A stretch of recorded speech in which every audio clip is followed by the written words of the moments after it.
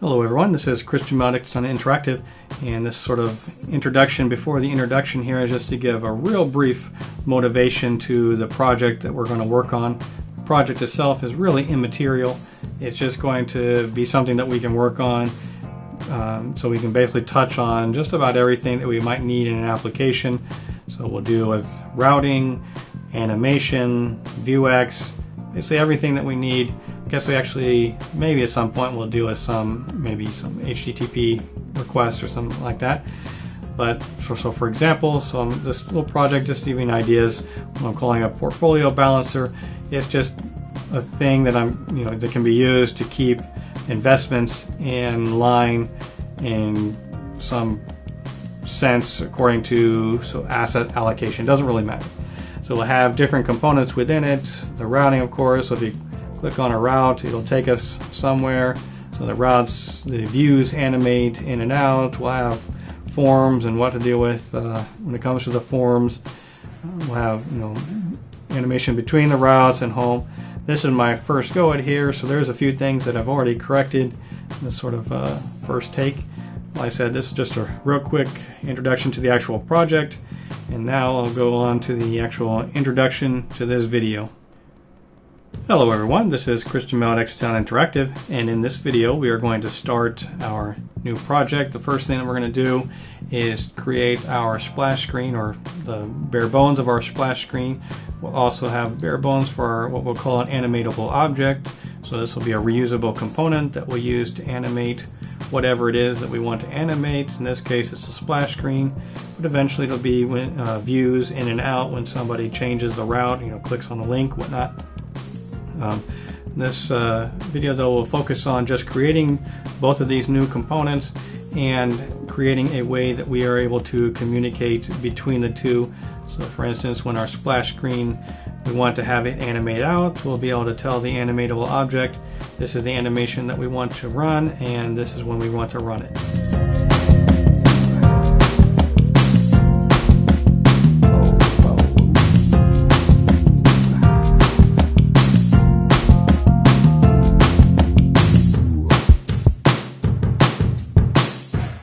Alright, so let's go ahead and get started here. So while I'm thinking about it, you can check out the article for this video in the description below, and that'll show you basically all of the settings and the configuration that I clicked on and added and changed related to creation of this project.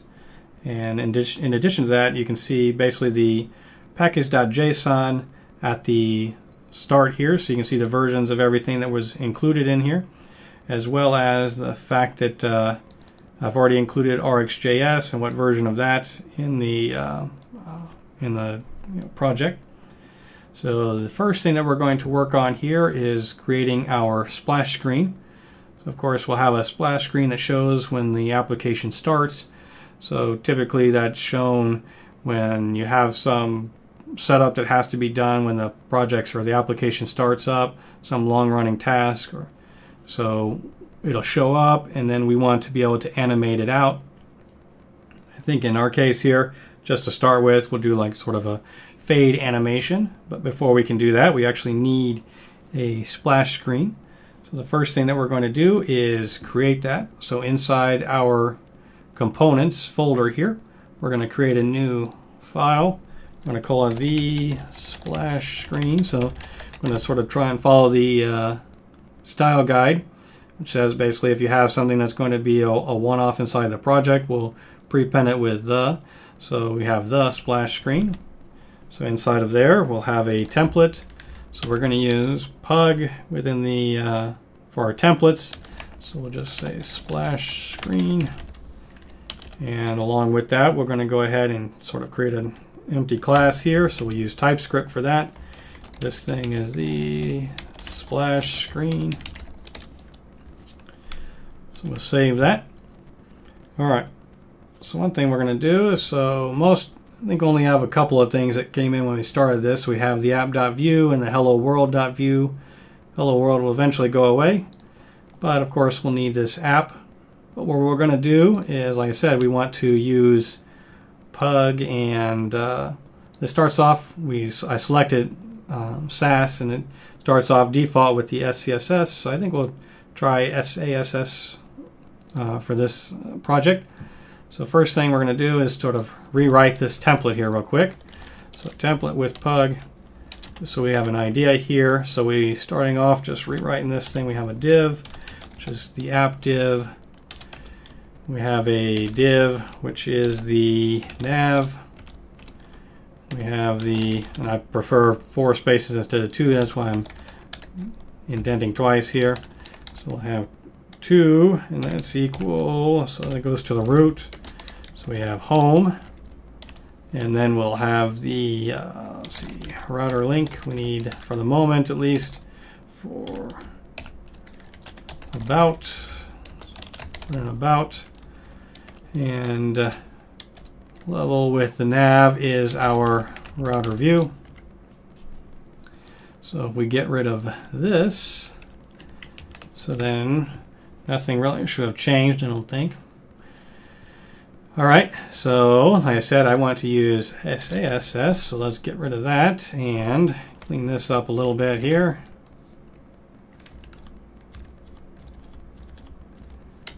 And let's get off our semicolons here. Perfect. Come back to that one. Why am I doing each one? Who knows? Who knows the logic or lack thereof? So, probably going to wish that I had just copied and pasted that, but so, and router link active. Feel like we've messed something up there.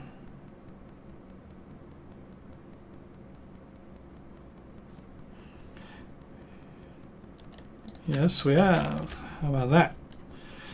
All right, I think everything's better now. So let's give us a class here. TypeScript app. Let's import. And we want our splash screen.view. Splash screen. So in order to use that, we'll have to add that to our components. Splash screen. Perfect. And what we'll do then is, I guess, just inside of app, I don't know why I went ahead and indented the whole thing. So splash screen, self-closing. Let's save that. So if we look up here, we now have it written splash screen in the top there. So that's all working. Let's close the app. So we want to be able to animate things, not only the splash screen, but other components. When the views come in and out, we want to animate those, maybe some components with inside the view, that kind of stuff. So let's do it by wrapping whatever it is we want to animate in another component. For that, we'll go back to our folder here. I have an animations folder inside of the components folder already. I'm going to create a new file, and I call that animatable item.view. Perfect. And we'll start off with just our usual template with pug and div animatable item. Like I said, it's going to wrap things, so let's go ahead and just add the slot. And now we need our class animatable item, and perfect. Of course, like I said, we were going to wrap things, so let's go back to our splash screen here, and in our template animatable item will be the root, and let's import it. Components slash animation slash animation view item, same deal.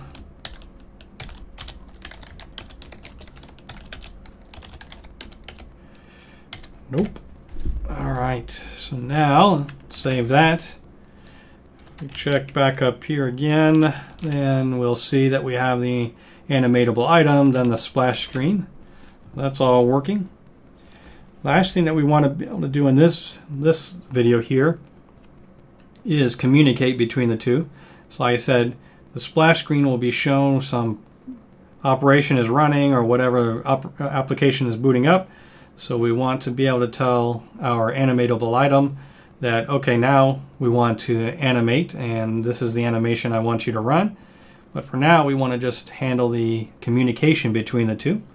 So I guess we'll start with the animatable item. So the way that we're going to handle the communication is using RxJS. So let's also bring in the prop from the view property decorator. And what we're going to do is to say that, we'll have a prop that's set. So we'll have private read-only subject, and I forgot to import stuff, but we'll do it now. We have type subject of string for the moment. We'll do something other than string in the end, but so let's import from RxJS, and what we're going to need is observable and subject, and we're going to need also RxJS/operators, and we want take until.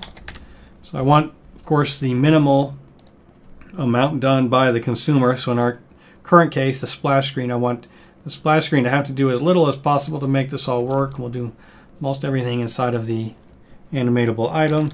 So we'll say read only and unsubscribe. And that's equal to new subject of type void. So we use this to handle our unsubscribing.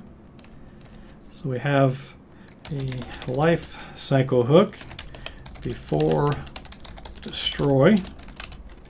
This dot unsubscribe dot next, and then this dot unsubscribe dot complete. So that'll complete everything. So now we'll use another lifecycle hook created.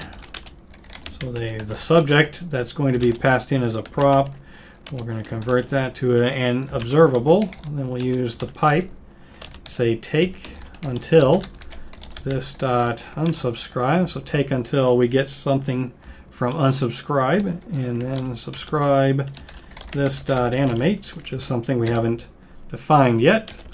So private animate, and then in this we'll just console log something that I didn't specify yet, animation. So the moment, like I said, it's a string coming in. We'll save that, refresh, or save it, and then we'll get an error because our subject is undefined. Let's go back to our splash screen and define it here.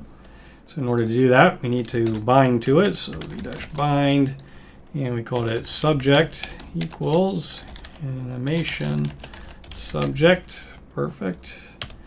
And button, for the testing purposes, we'll use a button.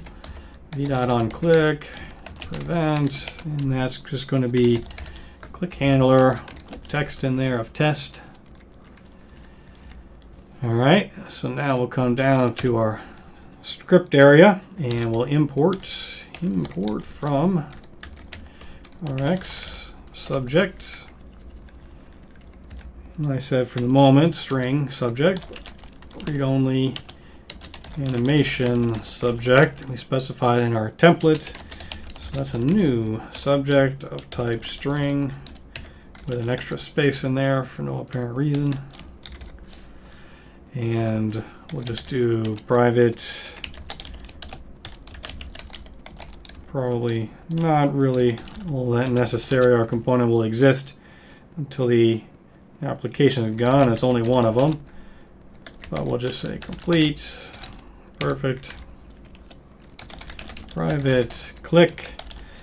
So all we need to do now is to say this dot animation subject dot next, and the string that we want to send for the moment, test. Save that, and we will go back. This is what happens when you decide to type things and the entire time you've decided to copy and paste stuff. So real quick diversion back to the app.view. I already have some development styles that I want to include in this thing. So import